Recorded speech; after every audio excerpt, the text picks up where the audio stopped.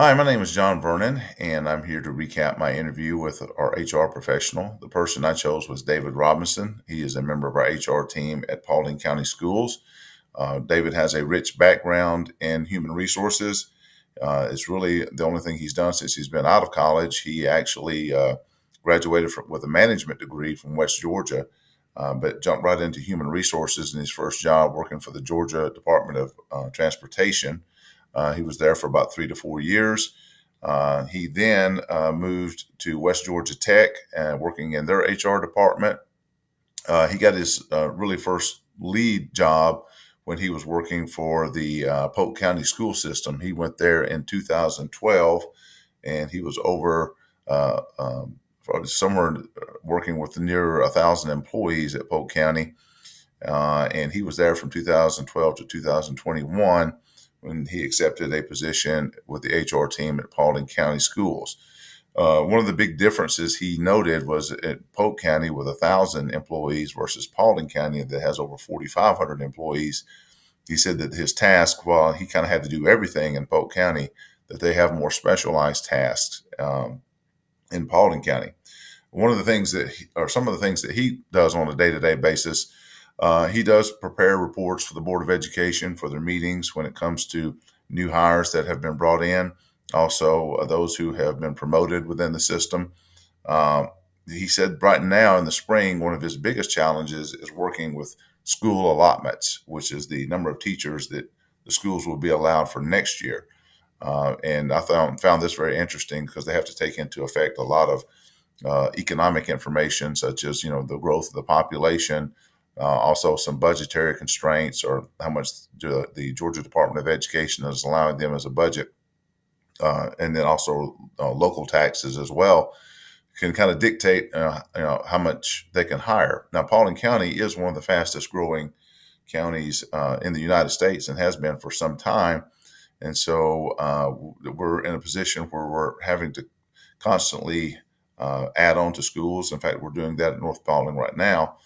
But for next year, we didn't get a lot of allotments, and some schools did. And he said right now one of his challenges is, if some schools lost allotments and then other schools added allotments, he has to try to balance that out. First thing would be, taking teachers who might have been cut at certain schools and moving them within the system to a new school, as long as their certifications match, and they can do that. So that is something that's really taking up a lot of his time right now. I did ask him, how much was it based on population? How much was it based on budget? And he said, really, it's a combination of the two.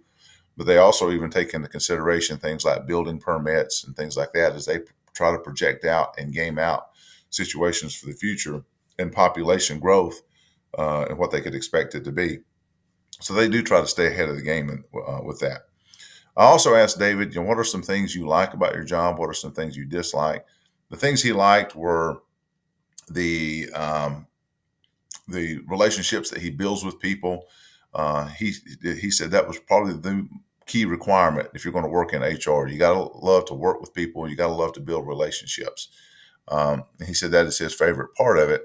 And of course, as many would probably say, his least favorite part is when he has to do discipline or terminations, which is a topic we just have covered with our SHRM articles this week. And the things he said really mirrored a lot of the things that we learned. He talks about the employee leaving with dignity, making sure you have your documentation in order, working with principals to make sure that the I's have been dotted, the T's have been crossed. And he said in most cases, if it gets to a point of termination, he said that those employees have typically been what he said is a problem child for some time, and they've probably had several meetings and improvement plans put in place.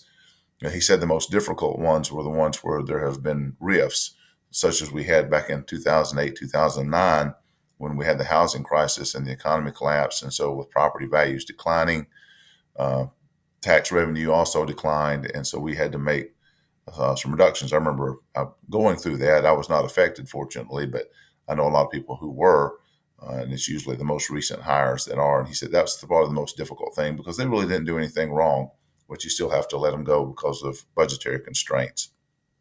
Now, in terms of the background of the type of people that are looking for HR, I asked him about the skills that are required. And he said, as I mentioned earlier, you got to be a people person. You got to love building relationships.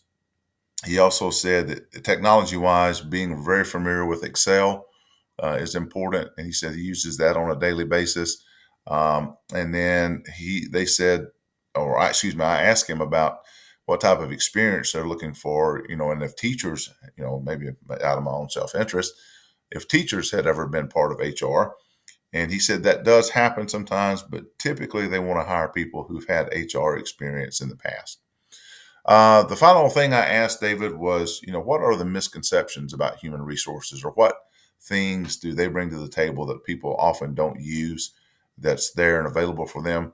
And he said that they typically have bi-monthly meetings that they invite administrators, principals, and assistant principals in to go over some kind of do's and don'ts, how to handle situations with employees, and the somewhere upwards of 1,000 administrators that we have in Paulding County. He said usually only about 10 to 15 ever attend these meetings. And he said that they're very informative and could be very beneficial. He said, but sometimes, principals get to that position and they're like, I don't need to learn anything new. And so the typical type of attitude sometimes. But anyway, it was a great interview. I enjoyed talking with David, and it certainly gave me a new outlook on HR, especially with our system and the things that they do.